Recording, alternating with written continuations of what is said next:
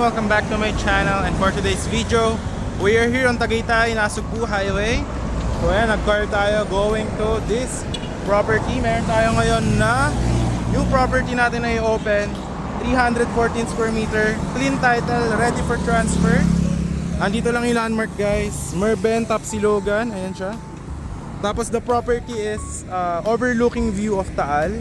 So we are planning to build this one. Ito po sa gilid. So all in siya, guys, for only 20 million. Tapos free transfer title na din po, and we will include the house. And then there's a car park. So I will show it to you. Maglalakad tayo. So this one is accessible by car or motorcycle or public transport dahil marami pong mga bus dito. Meron ding bangko, ayan. So may mga pasalubong. So ang landmark, Merben Tapsilogan. Ayan. So ayan, guys, yung Merben Tapsilogan. And then yung properties nandito lang sa tabi. So overlooking siya. Ang plano natin, guys, is the property itself is dimensions po niya ay 35 meters by 9 meters. And then we are planning to build for the house is 20 meters by 9 meters. And then for the parking area niya naman is 15 meters by 9 meters. So ayan siya. Ito yung Merben's, ayan. Yun yung papunta ng Twin Lakes dyan. So dito lang tayo, guys, kakanan lang. Ayan. So kasya dito 2 cars, 2-way po yan, kalsada from the highway. So perfect to, guys, if you are planning to have a property for Airbnb, investment. Na, ito, guys, oh. Look at this paradise. Yan siya, guys, oh. Alright.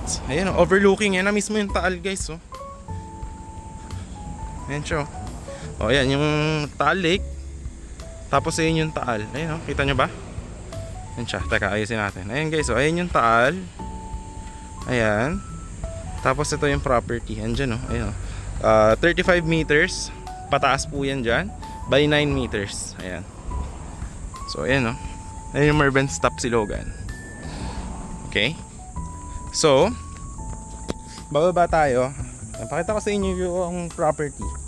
So ang ganda sa kanya, guys, is very slope siya. Overlooking talaga siya.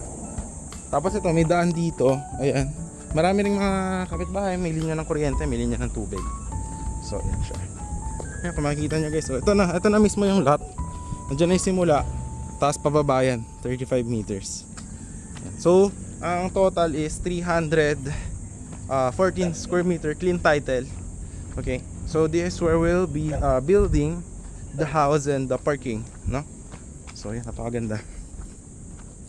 So bakit siya 20 million lang? Di ba normally pag overlooking mga 25 to 30 million? So ang target natin is that for investors, magkaroon sila ng affordable property na pwede for business, and at the same time for retirement. So yeah, ayun yung Taal Lake. So ito na mismo yung lot, guys, ha. Ayun, nandyan na yan. So yan, grassland siya, kung makikita nyo. Ayan siya. Oops. Okay, ayan siya. Kung makikita nyo yung sloping, ayan siya mismo. Alright, andun mamaya papakita. Yung papaya na yan, yan, 9 meters by 35 meters. So dito natin gagawin yung 20 by 9 meters na house dito. So doon lang yung highway.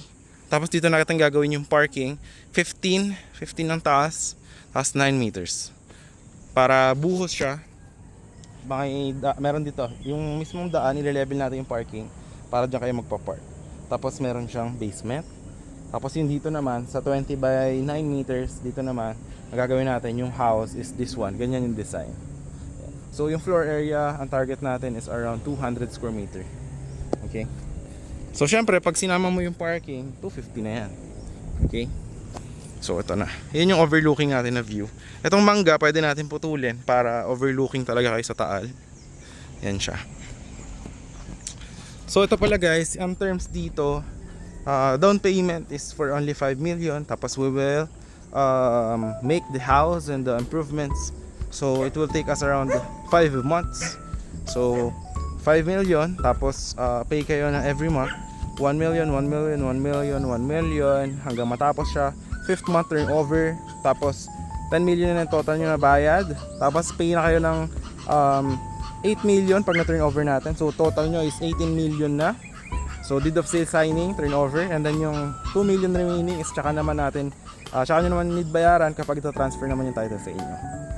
So ayan, ito yung simula guys, yung papaya. Ayan. So ayan, overlooking niya pag pinutol nyo yung mangga, tsaka yung avocado. Tingnan nyo yung avocado na to, ayan oh. Sobrang daming bunga. Ayan guys oh. Kung makikita nyo, ang lalaki ng bunga ng avocado. Ayan oh. Tapos, ayan, ang dami niyan guys. And then ito na mismo yung lot. Ayan. Diyan natin gagawin yung parking dito. Tapos dun sa taas yung house para overlooking talaga.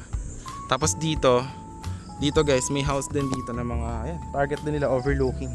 Pag yung mga ganitong house naman, naabot na ng mga 35 million. Ayan. So, ayan, nandito guys ha. Ayan oh. Diyan na yung taal ha. Ayan, overlooking yan. So, ayan, ito yung avocado plant. So, dito sa puno ng papaya guys, meron ditong daan tao. Pwede ka bumaba para masilip mo yung property. Ayan o. Ayan na mismo yung lot. Ayan. Pag ganyan yung sloping niya guys. Ayan siya. Ayan. Ayan doon yung Merbenz Tapsilogan. Ito naman yung mga hotel-hotel. So ayan. Ito siya guys. Mayroon na yan dito eh. Bali, clean title siya. 9 meters dyan pa highway. Pag ganyan. Tapos 35 meters naman doon. Ayan. So ayan. Napakaganda no. Overlooking guys. May isa kayong kapitbahay doon. Ayan. So ayun guys, if you are interested on this property, ayan, message nyo lang ako. Hindi lang napagpalipad ng drone dito pero super overlooking to guys. And this one is one of the best properties here on Tagaytay. So yun lang guys, ito ulit yung magiging design ng house natin, ang ating plan in this property. So yun. Thanks for watching and see you in the next vlog guys. Bye bye. Overlooking view guys. Ayan ang Taal. Ayan yung Taal Lake. Ayan yung property. Andun lang. Ito yung Merbenz Tapsilogan.